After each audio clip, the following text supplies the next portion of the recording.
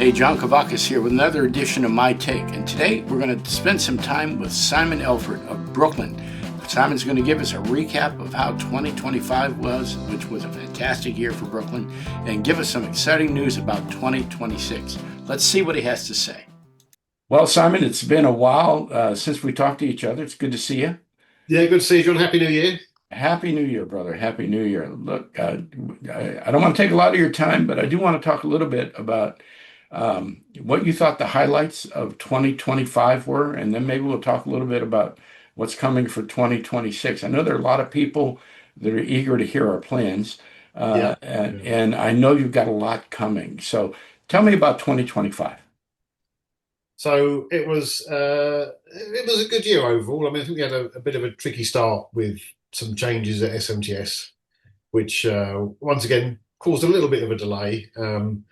And really, last year, that beginning part of last year was all about the Camaros, and they were a highlight definitely of 2025. They were also an absolute pain. They fought us every step of the way. Everything that could go wrong with the car went wrong with that car. But I think the final finished product looked really well. I think we were really happy with the way it finished and came out in the end. Yeah, I think those models were spectacular, and you had the right colors. It was the right trim, the right package. That was a really nice package. Congratulations on that. I'm glad you did well. Yeah, I think no, we were. Yeah, we were. I mean, it was at some points we were just pulling our hair out with them. They really were a battle. But yeah, I think the overall thing, and I'm hoping, that's a good tribute to 50 years of Brooklyn models. So, Mhm. that was that. And once we got those clear, we managed to get, and that did delay us quite a lot.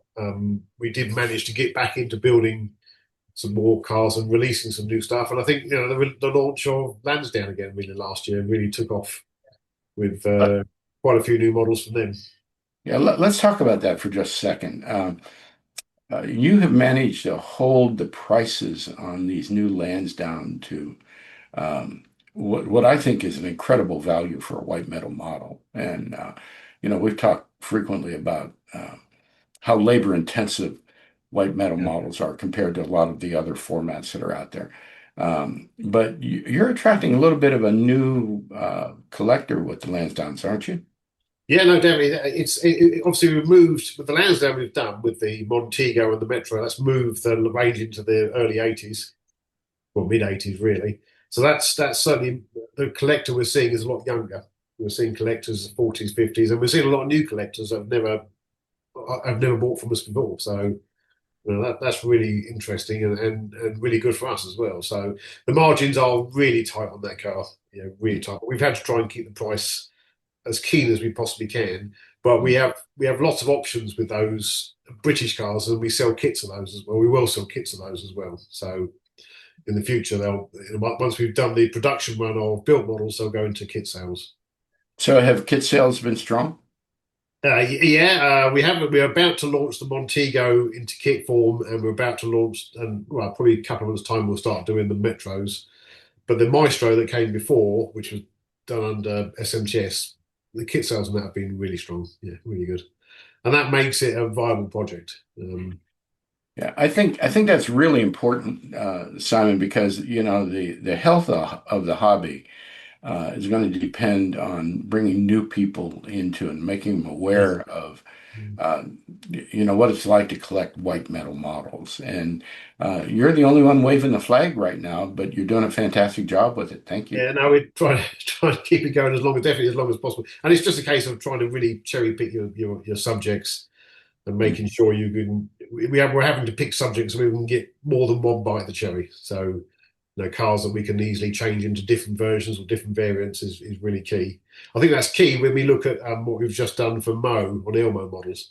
So obviously we've taken the Plymouth that we did years ago with US Model Mint, and that's been updated, and we've managed to turn it into two new models for the Roadrunner and the A12 as well, which is quite a different car actually. Yeah, I think I've seen those models. I'm waiting to cut videos on them. But what makes that model and what I think you've been doing so well for the last year is the little details in the trim. Uh, they really make the model come alive. That's got to be a lot more labor intensive as well, isn't it? Oh yeah, no, definitely. I mean, you compare it to how the original Plymouth satellite looked, and how this new one looks. It looks like a totally new model. I mean, we've done a lot of updates on it. We've changed a little bit on the body to make it more accurate. Mm. But all the extra detail that goes into it, and I think that actually really surprised me how good that looked for such an old model. I think you did the same thing with the BCC Lincoln. Yeah, and there was a lot of changes to the Lincoln, of course. That's totally new roof. Changed the door layouts. There was quite a lot of work on that. But again, the update, with all the extra detail, all the trim picked out now, proper lenses on these things now, and all the interior detail that's added, it really brings them alive. Yeah, I think it's those little details that make the model pop, and it just elevates everything to a different level. So I look at that and I compare it to what the real car looks like. That's a pretty good representation. And this is a time where white metal used to be kind of clunky. I mean, we're talking a long time ago, 20 years or so. Yeah, well, it was different. It was a different period, and obviously, I think Brooklyn's years ago were representations on almost art pieces of what they were. And obviously, things have moved on a little bit, and now we're having to trying to compete with the Chinese a little bit, make really high end, highly detailed as much as possible. The Chinese market has moved on so much, and it's moved the whole game on, and everybody around it's had to move with it. So Yeah, and we've watched that happen. But at the same time, I think the collector of white metal models and the collector of resin models, I mean, some of us, I collect both, but my heart is where white metal is. That's what I want. People talk about there's no value in heft, but it feels more substantial to me. they are surprising. Yeah, when you pick up a resin model, it is always strange how lightweight they feel. I mean, the quality of the resin, the Chinese stuff now is really good. It's really nice, but there is a difference. White metal is still handmade. Everything is handmade from scratch. I mean, right from the word go. And I think for the sake of those people that haven't looked deep into this, they're all handmade. The resin models coming out of China in 143rd are handmade, and I'll put quotations around that. But the assembly process is entirely different because with white metal, you're talking about a small group of people huddled around tables working on models one at a time. And yeah, you'll batch them, you'll put them out on the table, and you'll do the bodies, and you do the interiors and everything. But there's a lot more attention to having a hands-on experience, putting the pieces on individually, as opposed to having more of what would it look like an assembly line with a lot of people working on it, working out of piles of parts and that sort of thing. So I'm not sure everybody understands exactly everything that goes into a handmade model. And maybe sometime during 2026, we can do a few shorts on just showing people what that process looks like. Because I think Yeah, it's no, I very think valuable. it would be nice to, that they're made by usually a whole batch of models is made by one person, so it's not a huge amount of people. It's just one person being doing that, and every part has to be fettled to fit. It's not like a factory model where you've got bits that are all 100% precise. You have to make sure these things they are 100% precise, but there's a lot of work to get them to be like that. And yeah, it's a totally different feel to the model when it's finished. Yeah, yeah, and a different look for the most part. Yeah, no, it is. Yeah. Yeah, and that's what I appreciate about what Brooklyn's doing. So let's talk a little bit about the tariffs and yeah, what impact have you seen over that? Nothing too drastic yet. There has been a little bit of a drop off. I think people are people understand the 10% tariff. I think it's the handling charges, it's the other fees around it that have put some people off or made some people a bit cautious to start with. Um, these things always tend to work out eventually. And from experience of stuff we've shipped now, most of the couriers are on top of it now. That initial couple of months where everything was all up in the air and people were worried, it seems to have settled down. And on the whole, it tends to be working okay. Obviously, it's a little bit extra cost, which is never good, but everybody seems to be coping okay with it. Yeah.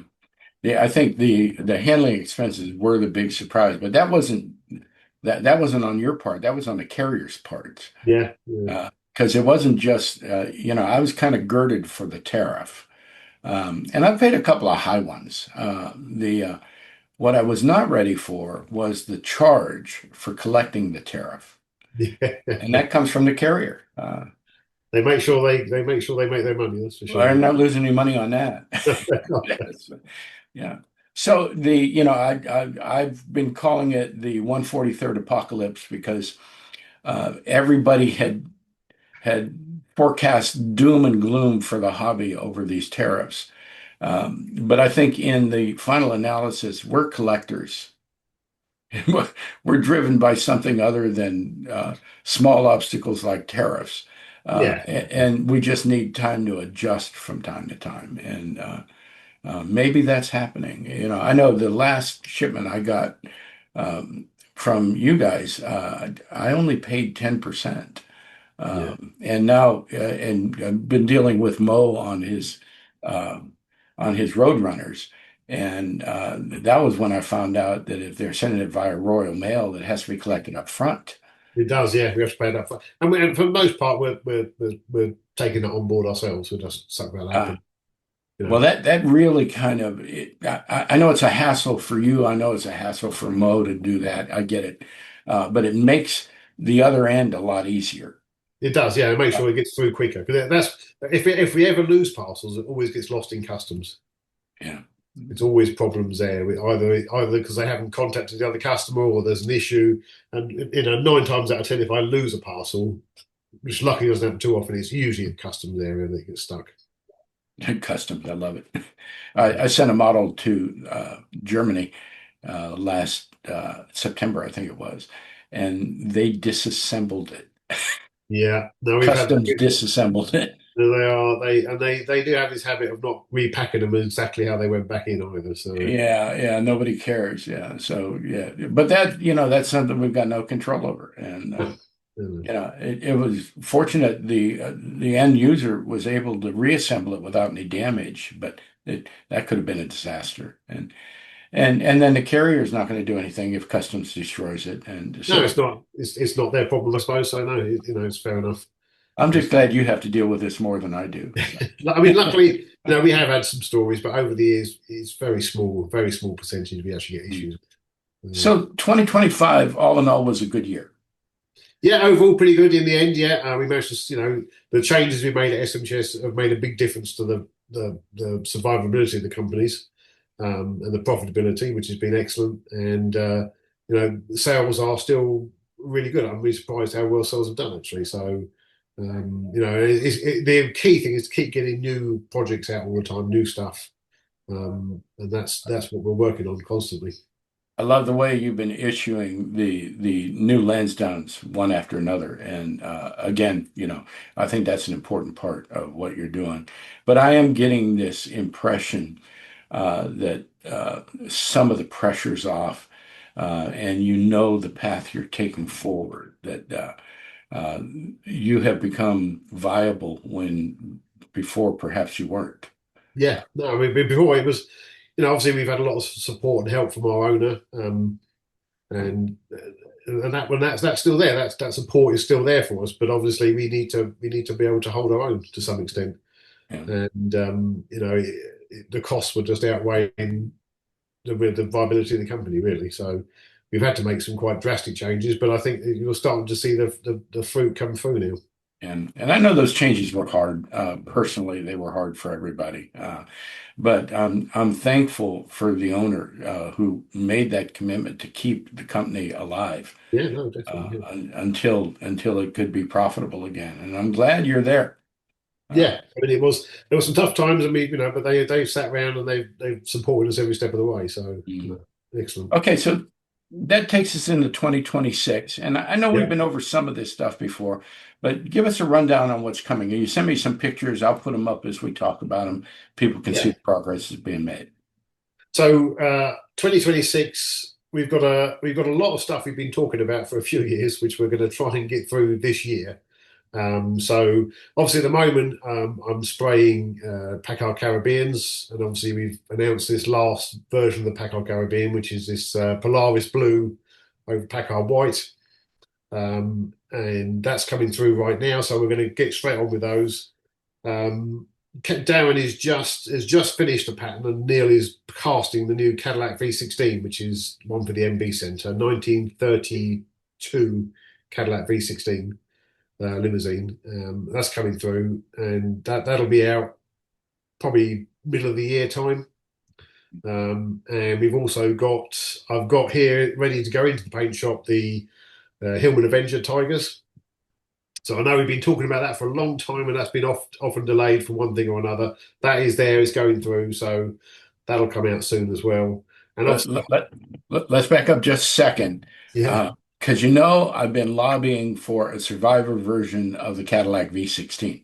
yeah, I've had a chance to ride in that car. And it just got a few nicks and dings here, but it's a magnificent car.